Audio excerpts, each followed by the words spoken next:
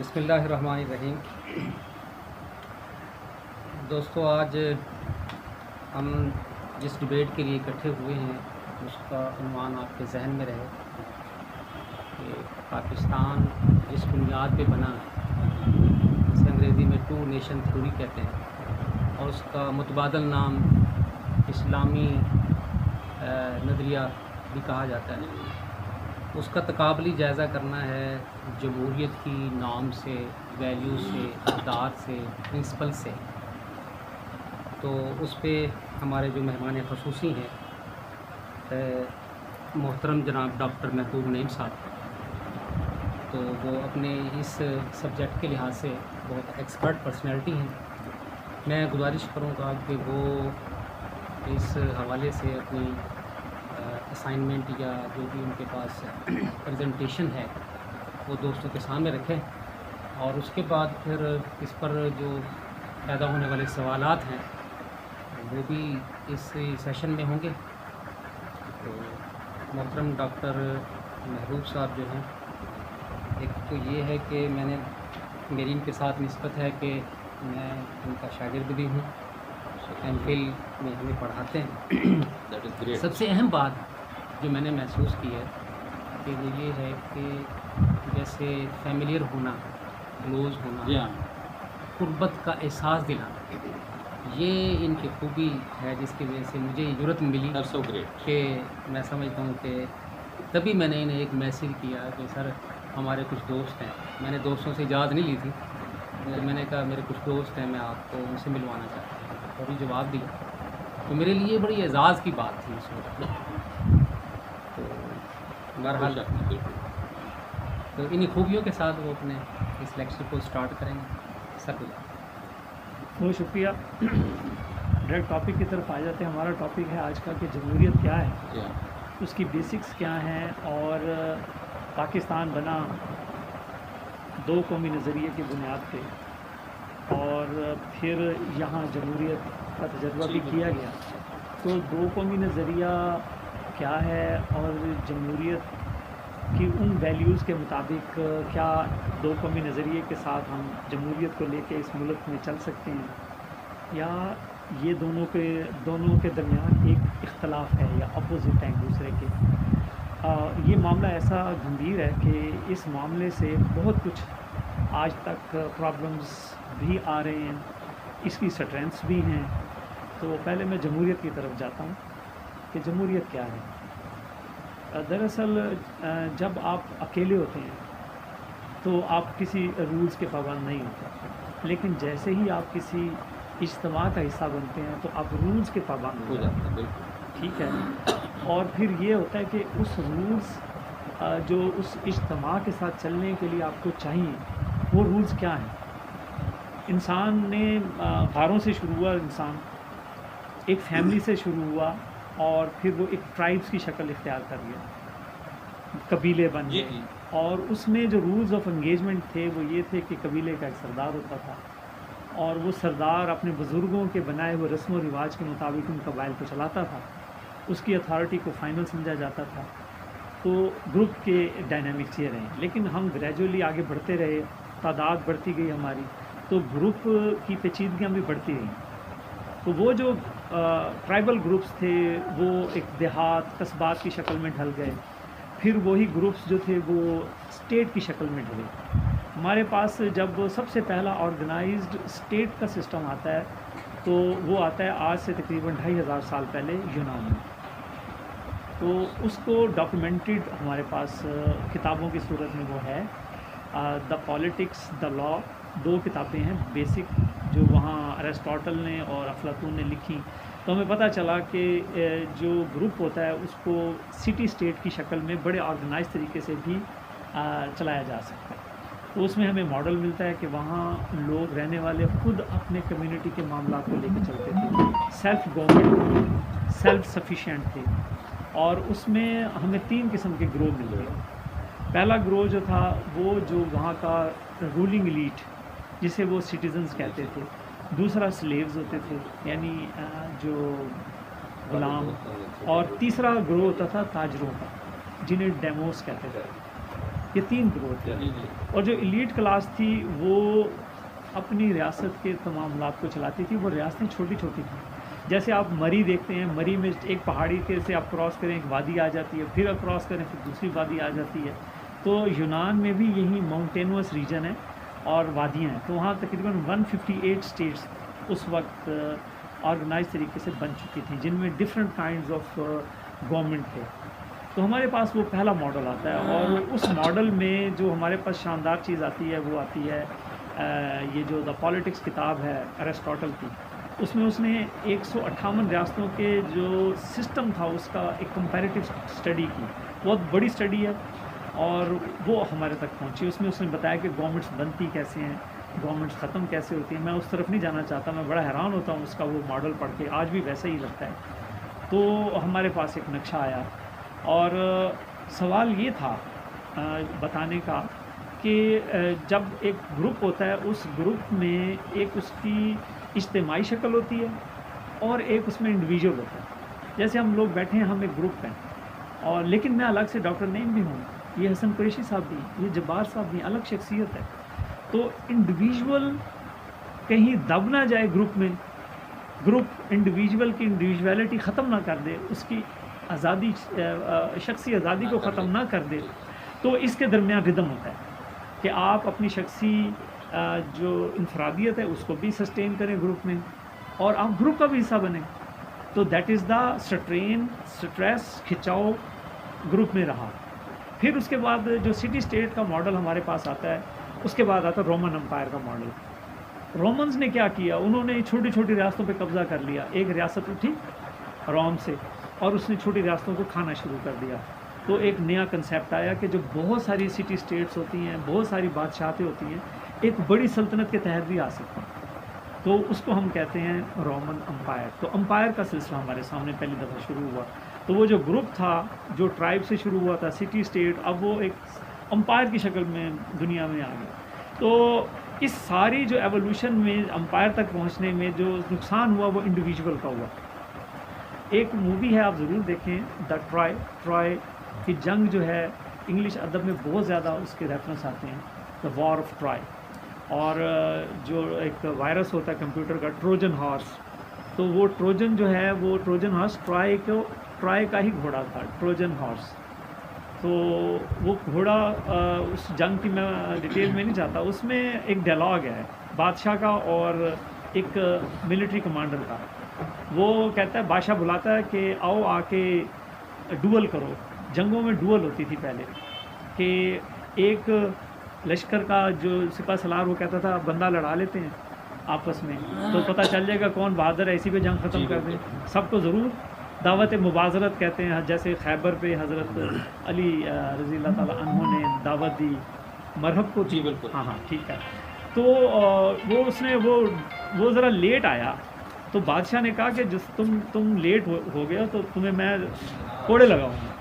اس نے کہا کہ پھر اپنی لڑائی خود لڑ لو. تو پھر وہ جو ہے وہ ایک اس کا جو درباریہ وہ آتا ہے، کہتا ہے کہ تم ناراض ہو کے نہ جاؤ ایکلیز، کیونکہ تمہاری ایک سوئنگ آف دا سورڈ سے یہ تمام لوگ گھروں کو واپس چلے جائیں گے. ان کے بیویاں ان کا انتظار کر رہی ہیں، ان کے بچے ان کا انتظار کر رہے ہیں، اور اگر تم نہ کیا تو یہ سارے لڑیں گے، مارے جائیں گے لاکھوں لوگ. تو یہ تم لڑو جا کے. پھر وہ ایک جملہ بولتا، کہتا ہے سوچو اگر بادشاہ کو اپنی جنگ خود لڑنی پڑتی اور ہم نہ ساتھ ہوتے اس کے. تو اس کا مطلب یہ تھا کہ انڈیویجول ہی بادشاہ بنا، اور لیکن بادشاہ کا جو نظام یا امپائر کا جو سسٹم تھا اس میں انڈیویجول کی سہولت کے لیے کچھ نہیں تھا. بادشاہ صرف اتنا کہتا تھا کہ دیکھو میں تمہیں دوسرے ظالم بادشاہ سے بچا رہا ہوں، اور جو دوسرا ظالم بادشاہ آگے مجھ سے زیادہ ظلم کرے گا تو تم سروائیو نہیں کر سکو گے، لہٰذا مجھے سپورٹ کرو، مجھے ٹیکس دو.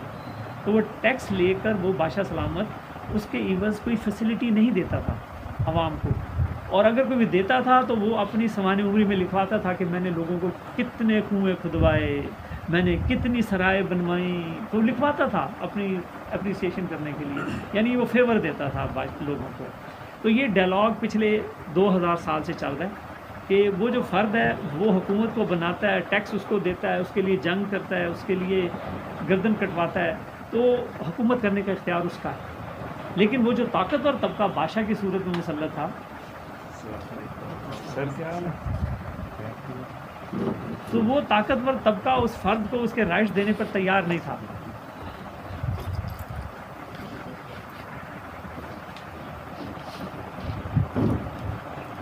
ٹائم بتا دیں 10 منٹ ہو گئے اس میں. تو وہ طاقتور طبقہ جو تھا بادشاہ کی صورت میں، اور اس کے جو رشتہ دار اور گروپس بنتے تھے، وہ ایک فیملی ہوتی تھی. بادشاہ اپنی فیملی کے ذریعے سے کافی عرصہ خاندانی حکومت قائم کرتا تھا، اور وہ فرد کو رائٹس دینے پر تیار نہیں تھا.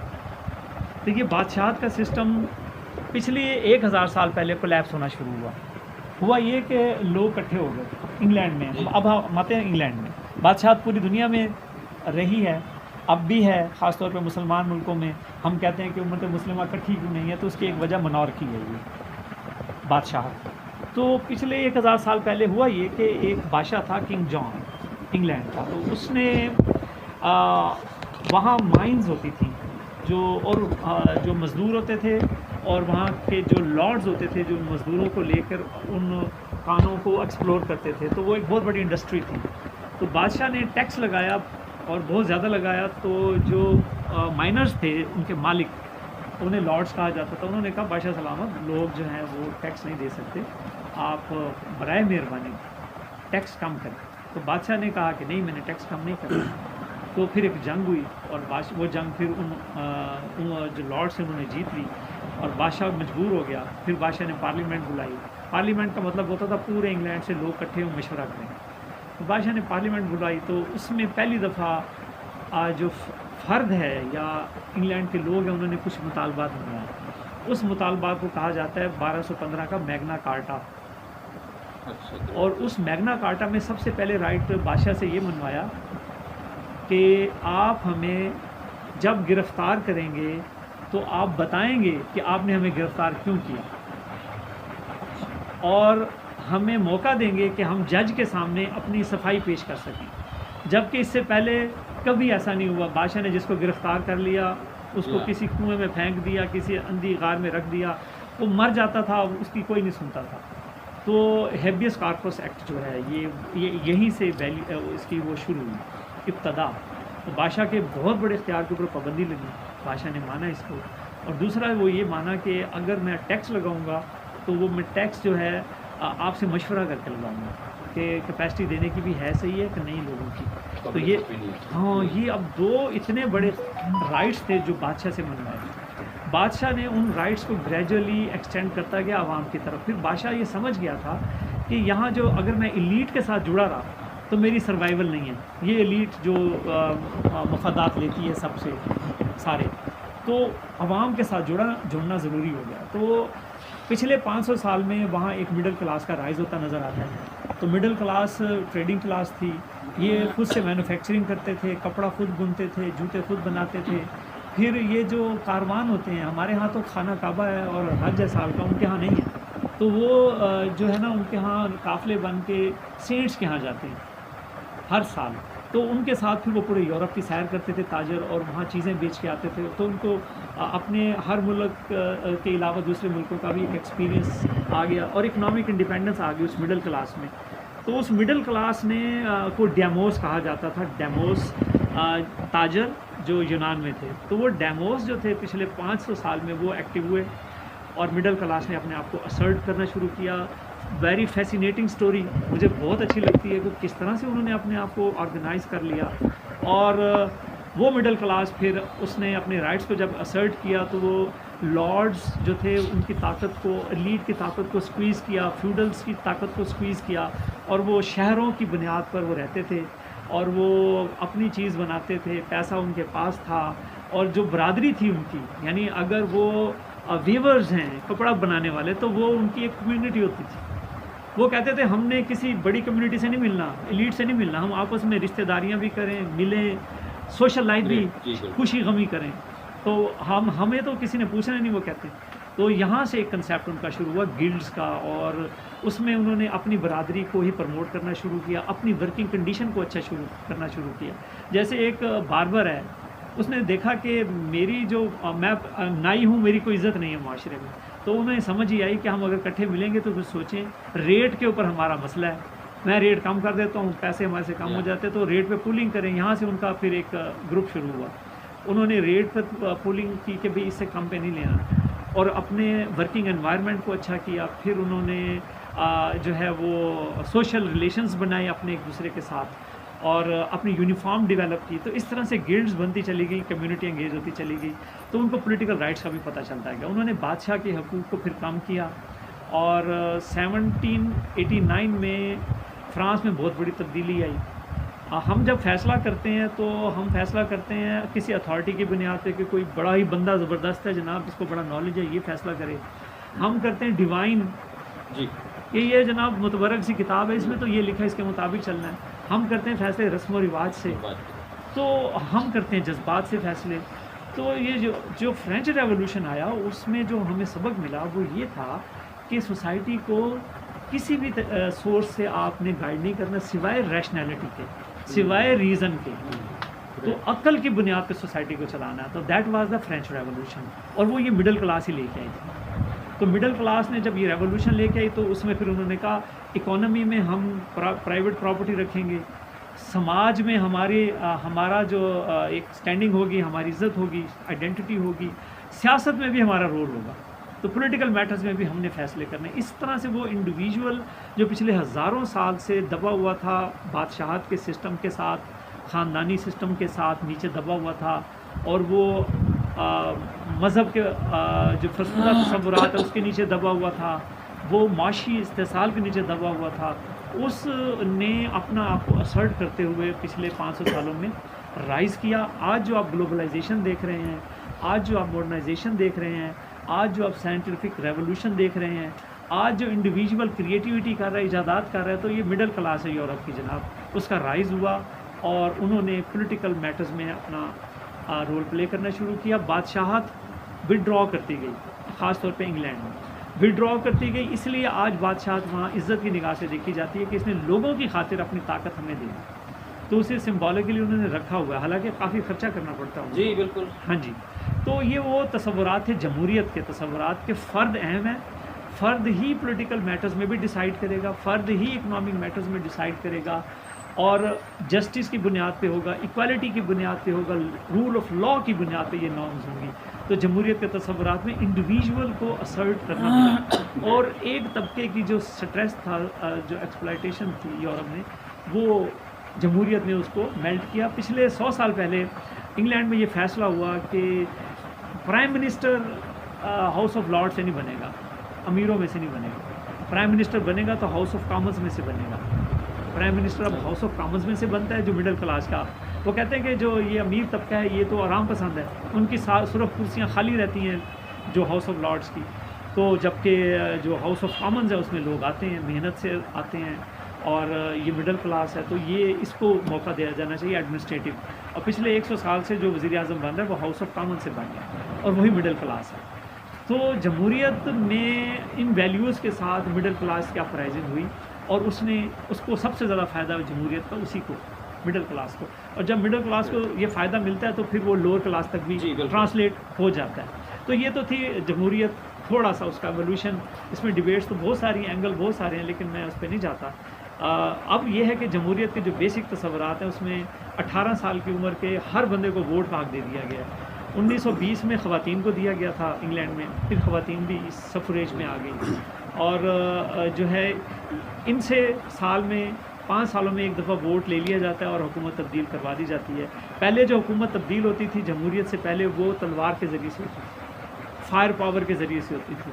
اور جو ہمارا پرابلم آیا جو ٹرانسفر آف پاور کا اسلام کے انیشیل دور میں, جو خلفائے راشدین, اور وہ جو 2 فرقے سپلٹ ہو گئے خلافت کے مسئلے پہ, تو کچھ جو کمنٹیٹرز ہیں وہ یہ کہتے ہیں کہ اگر ہمارے پاس ٹرانسفر آف پاور کا میکنزم پولیٹیکل صحیح ڈیفائنڈ ہوتا تو شاید یہ سپلٹ بھی نہ ہوتی. وہ جو ٹرانسفر آف پاور کا جو شفٹ ہے وہ جمہوریت کے ذریعے سے آج ہم نے سیکھا. اور کلونیل ایج میں جب برطانیہ یہاں آیا تو برطانیہ نے 73 سے قانون سازی یہاں کرنی شروع کی. اس کا جو آج ہم قانون, ہمارے پاس 73 کا کانسٹیٹیوشن ہے 26 امینڈمنٹس کے ساتھ, تو اس کے پیچھے 73 سے برٹش لا ہے جو کھڑا ہے. برٹش لا میں رومن لا بھی ہے, آپ وکلا ہیں, آپ کو پتہ ہے کہ وہ لے کے وہ چل رہے ہیں, اس کا ایک مکس ہے. اور پھر برطانیہ جب یہاں سے گیا تو اس نے ہمیں قانون کی صورت میں اور ڈیموکریسی کی صورت میں ہمیں تیار کر چکا تھا کانسٹیٹیوشنلی، اور جب اس نے ہمیں آزادی دی وہاں ڈیبیٹ تو ہوئی تھی 1945 میں کہ جو پارلیمنٹ کی کہ یہ ان کو ہم آزادی دے دیں، کیا یہ جمہوریت کو لے کے چل سکیں گے؟ ان میں لیڈرشپ اتنی ہے، یہ قوم کو سنبھالنا کیسے ہے، قوم کیا چیز ہے، قوموں کی امامت کیا؟ تو ان کو پتہ بھی ہے، تو اس کے اوپر اختلاف تھا بہت، اور ونسٹن چرچل نے سب سے بڑا اختلاف کیا، تو اس کی تقریر ہے اس کے اوپر، اس کے مطابق کہ یہ ابھی اس قابل نہیں ہے، اگر ہم نے ان کو طاقت دے دی تو یہ اتنا ٹیکس لگائیں گے کہ ہوا رہ جائے گی باقی